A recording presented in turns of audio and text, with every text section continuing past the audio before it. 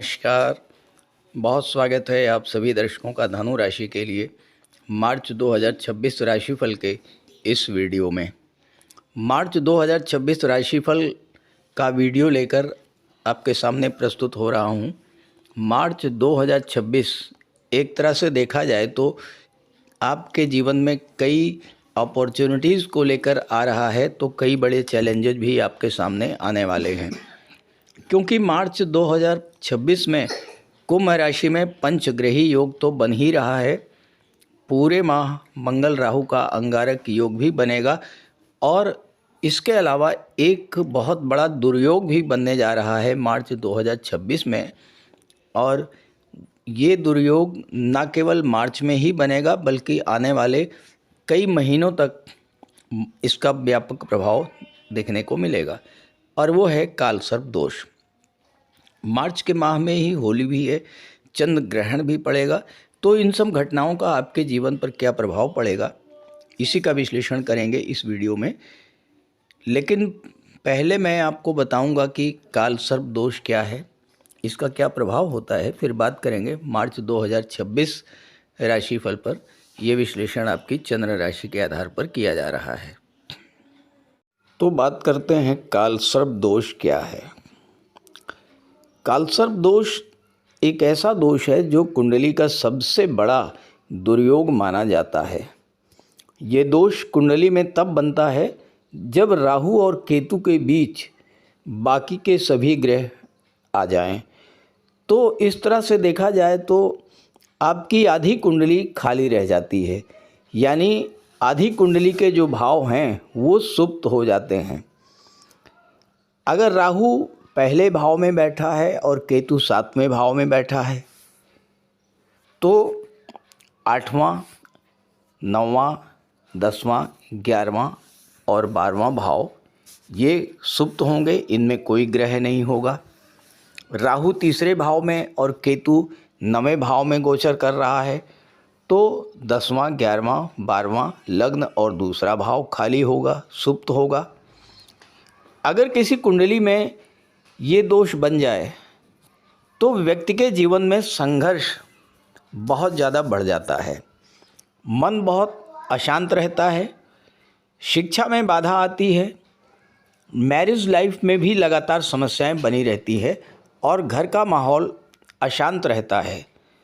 स्वास्थ्य खराब हो जाता है और जीवन में बिना वजह के विवाद बनते रहते हैं। कभी प्रॉपर्टी का विवाद उत्पन्न हो जाता है, कभी परिवार के साथ कलह की स्थिति बनती है, कभी मित्रों से धोखा मिलता है, आपके अपने ही आपको हानि पहुंचाते रहते हैं। कर्ज अगर ले लिया तो वो ख़त्म होने का नाम नहीं लेता। वृद्धावस्था में व्यक्ति बिल्कुल अकेला हो जाता है, सभी उसका साथ छोड़ देते हैं। व्यापार व्यवसाय ठीक से नहीं चल पाता, नौकरी मिल भी गई तो जल्दी प्रमोशन नहीं होता। कुल मिलाकर संक्षेप में कहा जाए तो काल सर्प दोष जीवन में चैन से बैठने नहीं देता।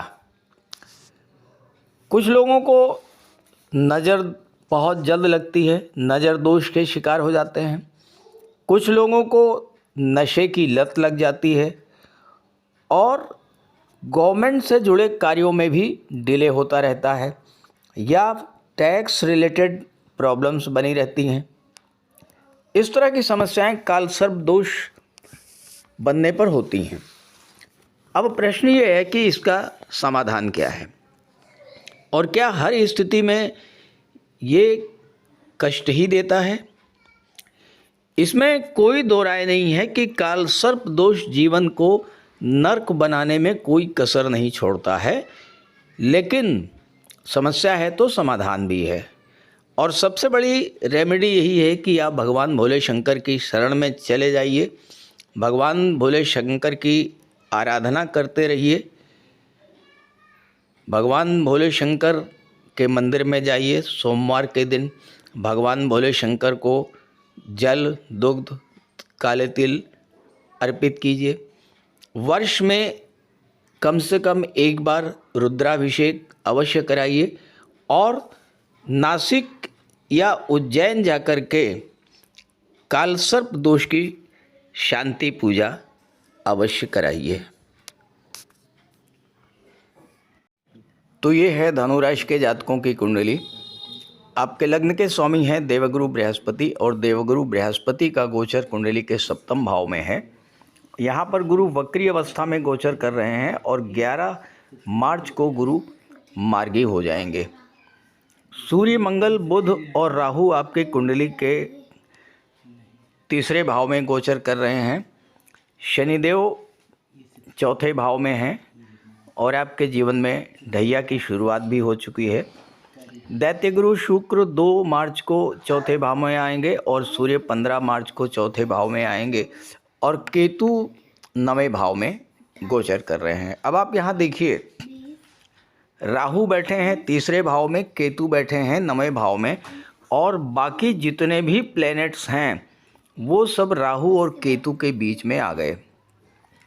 आपकी कुंडली का 10वां, 11वां, 12वां लग्न भाव और दूसरा भाव, ये पांचों भाव पूरी तरह से खाली हैं। इसमें कोई प्लैनेट नहीं है, यानी ये पांचों भाव सुप्त हैं। तो कालसर्प दोष बन गया। हालांकि ये आंशिक रूप से ही बनेगा, क्योंकि जैसे ही चंद्रमा राशि परिवर्तन करके कन्या राशि में आएंगे और कन्या राशि से मकर राशि तक जब चंद्रमा गोचर करेंगे तो उस समय कालसर्प दोष भंग हो जाएगा, समाप्त हो जाएगा। लेकिन जैसे ही चंद्रमा कुंभ राशि में आएंगे और कुंभ से लेकर के जब सिंह तक रहेंगे तो ये कालसर्प दोष प्रभावी रहेगा। और ये 1-2 दिन के लिए नहीं बनने जा रहा है, लंबे समय तक बनेगा, जब तक कि कोई ग्रह राशि परिवर्तन करके कन्या राशि में नहीं आता। तो ये तो गोचर की स्थिति हो गई। अब अगर मान लीजिए आपकी जन्म कुंडली में इस तरह का कालसर्प दोष बना है, यानी राहु तीसरे भाव में है और केतु 9वें भाव में है और बाकी सभी ग्रह इनके बीच में आ गए हैं, तो इसका क्या प्रभाव होगा, थोड़ा इसको समझ लेते हैं। देखिए, सबसे बड़ी बात तो ये है कि तीसरे भाव पर राहु केतु की दृष्टि पड़ रही है। केतु क्या होता है? केतु डिटैचमेंट का कारक होता है। तीसरा भाव भाई बहनों का, मित्रों का, पड़ोसियों का होता है। तो इस कालसर्प दोष के बनने का सबसे जो नकारात्मक प्रभाव पड़ेगा वो ये होगा कि आपके रिलेशंस, आपके मित्रों से, पड़ोसियों से, आपके समाज से, आपके परिवार से ज़्यादा अच्छे नहीं होंगे। एक तरह से यूँ कहा जाए कि आपको समाज से कुछ लेना देना ही नहीं है। अपने पड़ोसियों से ज़्यादा बात नहीं करेंगे, अपने रिलेटिव से आपकी ज़्यादा बातचीत नहीं होंगी और आप अपने आप में ही डूबे रहेंगे, अपने आप में ही खोए रहेंगे। अब एक चीज़ इस कालसर्प दोष में अच्छी बात भी है, वो क्या है? वो ये है कि जब आप अपने आप में ही खोए रहेंगे, अपने आप पर ही आप फोकस करते रहेंगे, तो उसका प्रभाव ये होगा कि आप जीवन में किसी बड़ी ऊंचाई को भी हासिल कर पाएंगे। ये जो कालसर्प दोष है, ये प्रॉपर्टी से लेकर संबंधित आपके जीवन में समस्याएं उत्पन्न कर देता है, स्वास्थ्य संबंधी समस्याएं उत्पन्न कर देता है। अगर आप शिक्षा ग्रहण कर रहे हैं तो शिक्षा प्राप्ति में तमाम तरह की बाधाएं आती हैं, लगातार स्कूल बदलने पड़ते हैं। हो सकता है कि आपके पेरेंट्स किसी जॉब में हों और उनका लगातार ट्रांसफ़र होता रहे और आपकी कुंडली में अगर ये दोष बना हुआ है तो आपको लगातार स्कूल जो है वो बदलता रहे, आप लगातार बदलते रहेंगे। साथ ही साथ ये है कि मन आपका बहुत बेचैन रहेगा और आपकी माता को स्वास्थ्य संबंधी समस्याएं लगातार बनी रहेंगी। घर छोड़ करके बाहर जाना पड़ सकता है और हो सकता है कि आपने एजुकेशन लोन लिया हो या प्रॉपर्टी लेने के लिए लोन लिया होगा, तो वो लोन आपको लगातार परेशान करता रहेगा। एक लोन को चुकाने के लिए फिर दूसरा लोन लेना, इस तरह की स्थिति आपके जीवन में आएंगी। और साथ ही साथ ये है कि जीवन में सब कुछ होते हुए भी आप अपने जीवन में खालीपन महसूस करेंगे, सुखों को आप भोग नहीं पाएंगे। इस तरह की चीज़ें इस काल सर्प दोष के बनने पर होती हैं। चलिए, ये तो आपके जन्म कुंडली में अगर ये बनता है तो उसका क्या प्रभाव होगा, ये मैंने आपको बताया है। अब समझते हैं कि मार्च का महीना आपके जीवन में किस तरह की खुशियाँ लेकर के आ रहा है। देखिए, मार्च के महीने की जो सबसे बड़ी बात जो आपके जीवन को सबसे अधिक प्रभावित करने वाली है, वो ये है कि तीसरे भाव का और चौथे भाव का पूरी तरह से जागृत हो जाना। तीसरे भाव में सूर्य, मंगल, बुध और राहु की ऊर्जा का संचार होगा। हालांकि सूर्य 15 मार्च को चौथे में आ जाएंगे और यहाँ पर शुक्र पहले से ही रहेंगे 2 मार्च से। चौथा भाव भी जागृत रहेगा क्योंकि शुक्र चौथे भाव में दिग्बली होते हैं और इनकी दृष्टियाँ पड़ेंगी नवम भाव पर, तो भाग्य भाव भी आपका जागृत होगा। अब सबसे पहली बात तो ये है कि यहाँ पर मंगल और राहु तीसरे भाव में गोचर करेंगे।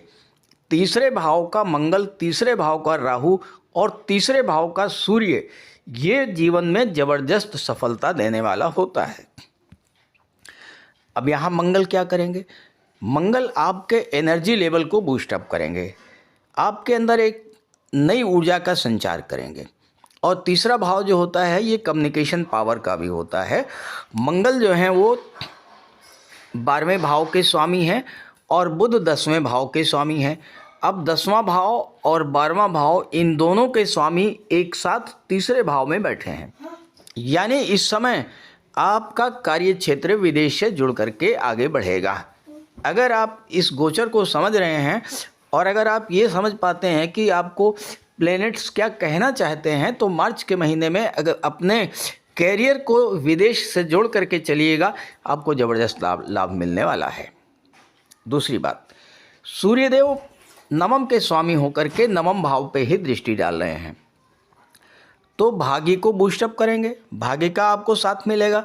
सूर्य गवर्नमेंट को दर्शाते हैं, तो गवर्नमेंट का बड़ा सपोर्ट आपको इस समय मिलेगा। यानी सरकारी कार्यों से अगर आप जुड़े हुए हैं, गवर्नमेंट से जुड़े हुए हैं, और या फिर देखिए शनि आपके चौथे भाव में है, शनि की दृष्टि 10वें भाव में है, तो कोई आपका रियल इस्टेट का कार्य है, मेटल्स से रिलेटेड कोई कार्य है, मिनरल से रिलेटेड, ऑयल, पेट्रोलियम, गैस से रिलेटेड या मेडिकल के क्षेत्र से आप जुड़े हैं और आपका कोई कार्य गवर्नमेंट से जुड़ा हुआ था, जो कार्य आपका नहीं हो पा रहा था, ये मार्च का जो महीना है, इस महीने में आपका वो कार्य मार्च के महीने में होने जा रहा है।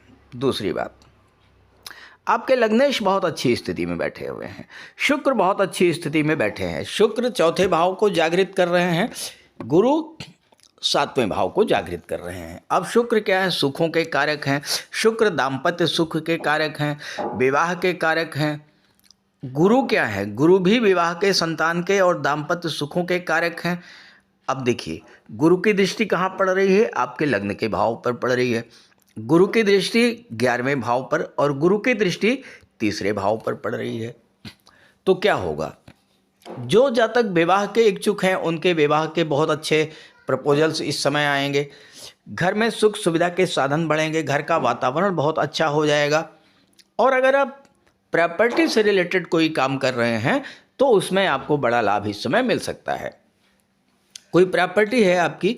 अब एक चीज़ और मैं आपको बता दूं कि गुरु की दृष्टि मंगल पर पड़ रही है। Extra source of income generate होंगे जब मंगल गुरु का दृष्टि संबंध बनता है।